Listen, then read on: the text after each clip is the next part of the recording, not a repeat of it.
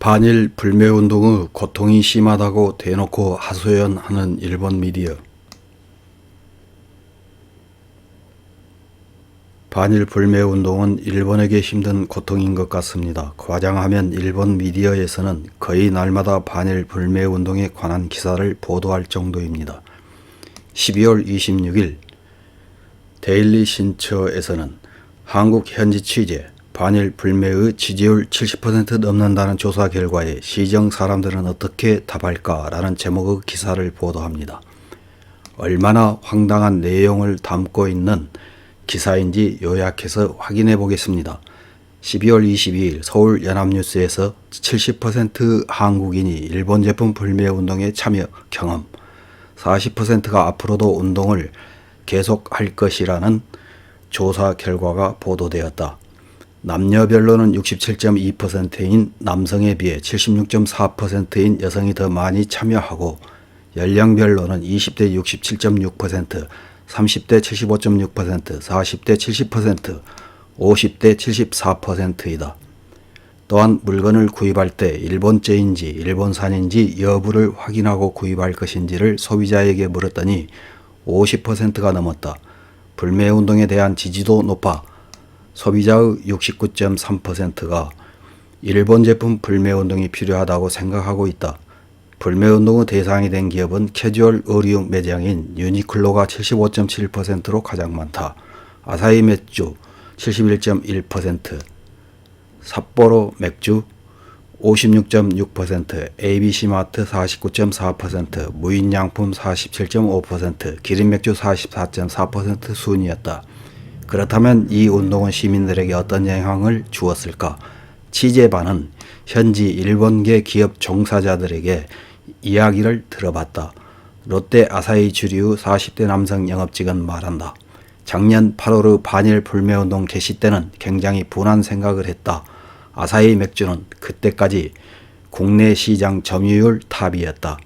문정권의 선동으로 불매가 시작된 순간 손바닥 뒤집기처럼 우리 상품을 진열하는 것을 거절당했다. 음식점은 그래도 열심히 판매해 줬지만 개인 경영인 편의점, 슈퍼는 편향된 생각의 주인도 많아서 매우 힘들었다. 린나이 가정용 보일러 유지보수 담당자 30대 남성은 말한다. 우리는 불매의 영향을 크게 느낀 적은 없다. 유지보수 때문에 매일 의뢰가 있으면 어느 가정이든 가지만 어디서든 일본 제품이라고 클레임을 들은 적은 없다. 내 담당 지역은 강남의 고급 주택 지구도 들어있다. 그리고 주택의 경우 온돌 보일러는 거의 당사 린나이 제품을 사용해 주고 있다. 다른 메이커에 비해 고장률이 낮고 신뢰할 수 있다는 평가는 매우 고맙다. 유니클로 에리어 책임자에게 폐쇄 전의 점포에서 이야기를 들어보았다. 나는 9년 전에 일본에 워킹 홀리데이를 이용하여 가서 1년 살았다. 무엇보다 한국과 다르다고 생각한 것은 그들이 민족, 애국심이라는 개념에 사로잡혀 있지 않다는 것이다. 직장의 점장과 전쟁 책임에 대해 이야기한 적이 있는데 그는 당신도 나도 전쟁은 모른다. 당연히 과거의 실수 역사는 인식하지 않으면 안 되지만 전쟁을 모르는 우리가 전쟁에 대해 무엇을 말할 수 있을까?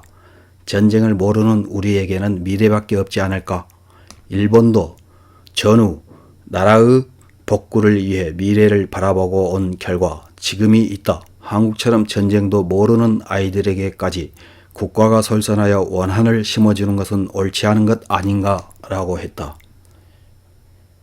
세븐일레븐 프랜차이즈 경영자 한국인 50대 남성이 말한다. 한국의 세븐일레븐은 일본 관할이냐고? 알고 있어. 우리는 절대 일본 맥주 두지 않아. 왜 사과도 하지 않는 일본 제품을 둘 필요가 있어? 게다가 오너인 내가 싫으니까. 그 이상의 이유는 없어. 여행사 근무, 현재는 무직인 50대 여성이 말한다. 문재인에 투표했고 촛불 집회에도 가족이 참여했다. 그런데 지금은 왜 문재인에 투표했는지 아무리 후회해도 모르겠다. 당신은 박근혜가 악의 군원이라고 생각했지만 그 이상 악인 것이 지금의 문재인이다. 두 아이 중 한 명이 미국, 다른 한 명은 일본에 살고 있다. 그들에게는 코로나 재난이 끝나도 한국에는 돌아오지 말라고 말하고 있다. 이 나라에서 고생하는 것은 부모인 우리들만으로 충분.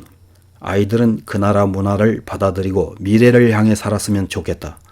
아이에게는 일본을 원망할 이유는 우리 세대에게는 하나도 없는 것이다고 말한다. 첫머리에 소개한 조사에서는 반일 불매에 대한 지지는 높았던 것처럼 비춰지지만 시정의 목소리를 종합하면 반드시 그런 식으로 단정할 수는 없는 것 같다. 이런 기사를 본 일본 네티즌들은 어떤 댓글을 달았는지 몇 개 확인해보고 마치겠습니다.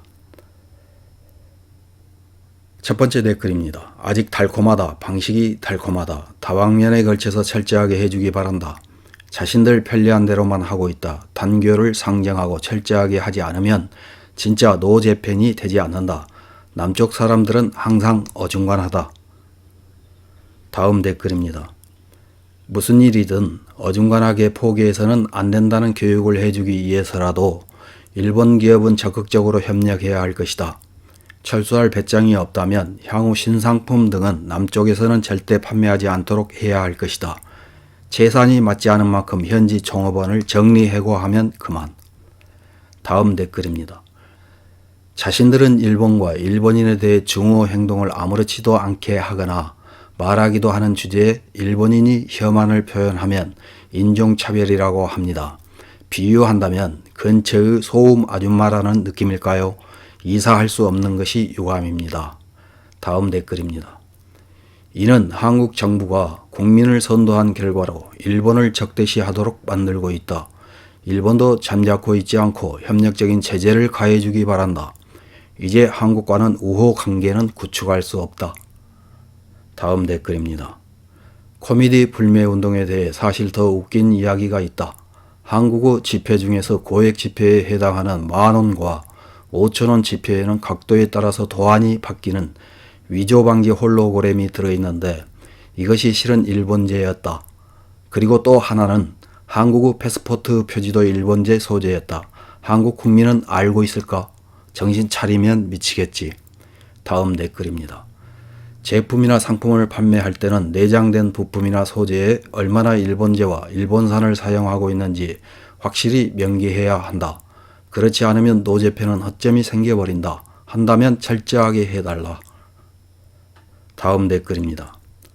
다시는 일본에 지지 않는다든가 일본을 초월한 프로파간다에 놀아나고 검증할 능력이 없는 층이 문정권의 안반 지지층인가? 지식층은 한국에서 생활하는 데 있어서 친일 위험을 알기 때문에 발언도 하지 않는다는 것이다. 어리석은 층에 지지된 어리석은 아마추어 정부로는 구제할 수 없고 관계 개선 따위는 할 필요 없겠지요. 이상입니다.